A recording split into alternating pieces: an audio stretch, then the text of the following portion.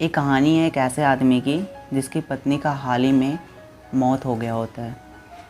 तो वो बहुत ज़्यादा निराश हो गया होता है अपनी लाइफ से, बहुत ज़्यादा दुखी हो गया होता है, क्योंकि जो उसका बेटा भी होता है ना, वो भी उसका साथ नहीं निभाता, उसका साथ नहीं देता। जब उसकी पत्नी ज़िंदा होती है ना, तब भी उसका बेटा कभी भी घर पे कॉल करके हाल चाल तक नहीं पूछता।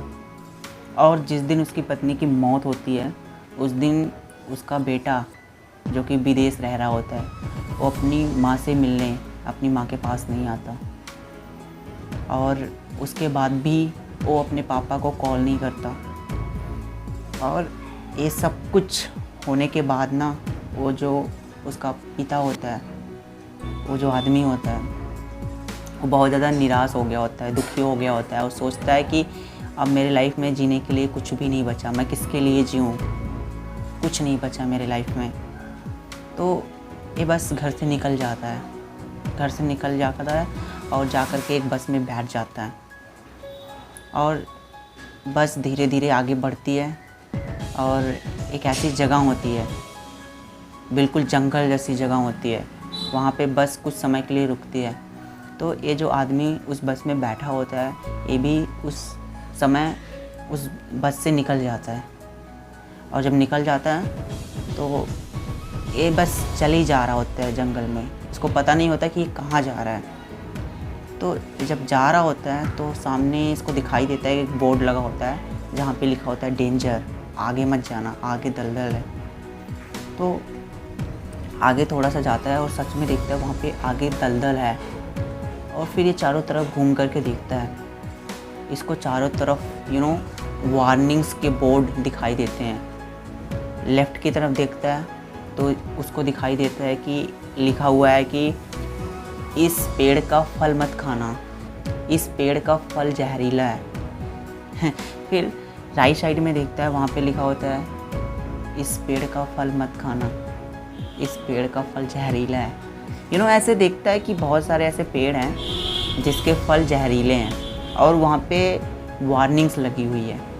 तो इसके मन में एक ख्याल आता है कि ये सब कर कौन रहा है, ये जंगल बिल्कुल अंधेरों से भरा हुआ है और मुझे नहीं लगता कि इस जंगल के बारे में किसी और को पता होगा, और जिसको पता होगा वो इस जंगल में आता ही नहीं होगा, इतना घना जंगल है।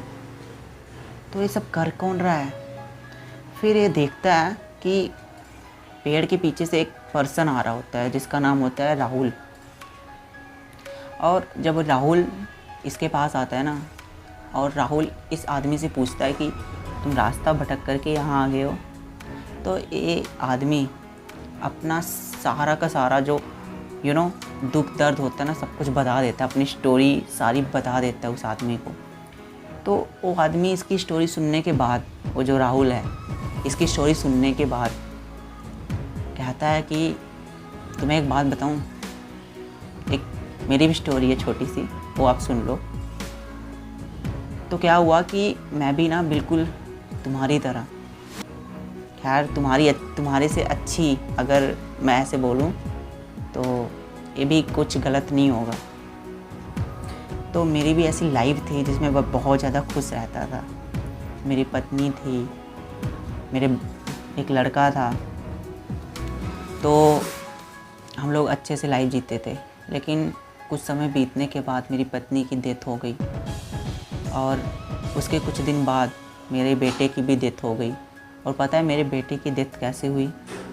मेरे बेटे की डेथ इस वजह से हुई क्योंकि वो इस जंगल से गुज़र रहा था और यहाँ पे कोई भी बोर्ड नहीं लगा हुआ था, कुछ भी वार्निंग्स नहीं लगी हुई थी, और मेरा बेटा वो आगे दलदल में जा कर के मर गया। और उस वक्त मैं भी निराश हो गया था, मैं भी दुखी हो गया था और मैंने भी सोचना शुरू कर दिया था कि अब मेरे लाइफ में कुछ नहीं बचा, अब मैं कुछ नहीं कर पाऊँगा, क्या मतलब है जीने का, कुछ है ही नहीं, किसके लिए जीऊँ। लेकिन तभी मेरे मन में एक और ख्याल आया कि इससे ज़्यादा कायरता वाली चीज़ ना और कुछ हो ही नहीं सकती। तो उस वक्त मेरे मन में एक विचार सूझा कि यार क्या हुआ कि इससे मेरे बेटे की जान गई है, लेकिन इस चीज़ से मैं किसी और की जान नहीं जाने दूंगा। और तब से मैंने इस जंगल में ऐसे बहुत सारी ख़तरनाक जगह हैं जो अभी तक मैंने उसको खोजा नहीं है, और उसको खोज करके मुझे वहाँ पे वार्निंग्स लगानी है, मुझे वहाँ पे बोर्ड्स लगाने हैं, ताकि मेरे बेटे की जान गई है ना, दूसरे किसी की जान ना जाए इससे। और मैं इसी मिशन पे हूँ, मेरे लाइफ में एक मकसद मिला फिर मुझे, और तब से मैं इसी पे लगा हूँ।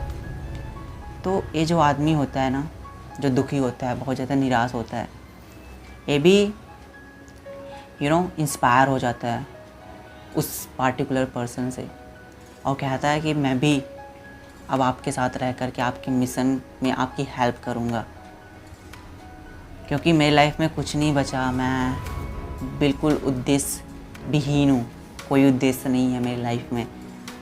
तो मैं तुम्हारे साथ अगर मिलकर काम करूँगा, तुम्हारे साथ अगर मैं ऐसे ही कईयों की ज़िंदगी बचा पाऊँगा, तो शायद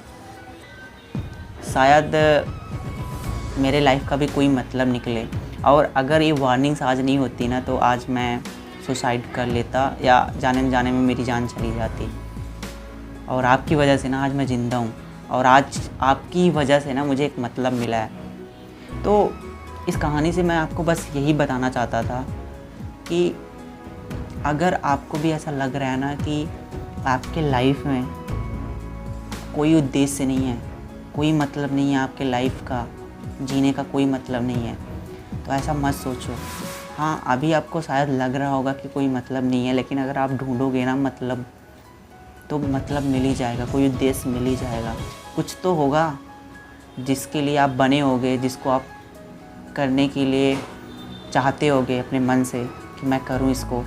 अगर आप ढूंढोगे तो आपको मिलेगा, लेकिन अगर आप ढूंढोगे ही नहीं, दुखी होकर के, निराश होकर के बैठे रहोगे एक जगह पे, तब तो कुछ नहीं होगा ना। कोई आपको ऐसे आके नहीं बता देगा, उसके लिए एक्शन लेना पड़ेगा, कुछ करना पड़ेगा, राइट। तो आप ये सब करोगे तो आपको ज़रूर मिल जाएगा। बस कभी भी उम्मीद मत हारना लाइफ से। ये उम्मीद एक ऐसी चीज़ है ना जो तुम्हें ज़िंदा रखती है, जो तुम्हें एक जीने का सहारा देती है। उद्देश्य, उम्मीद, ये दोनों चीज़ें बहुत ज़्यादा इम्पोर्टेंट है लाइफ में, ठीक है। तो बस आज की इस स्टोरी में इतना ही। मैं आपको मिलूँगा एक नई स्टोरी में। तब तक के लिए आप अपना ख्याल रखिए। Thank you.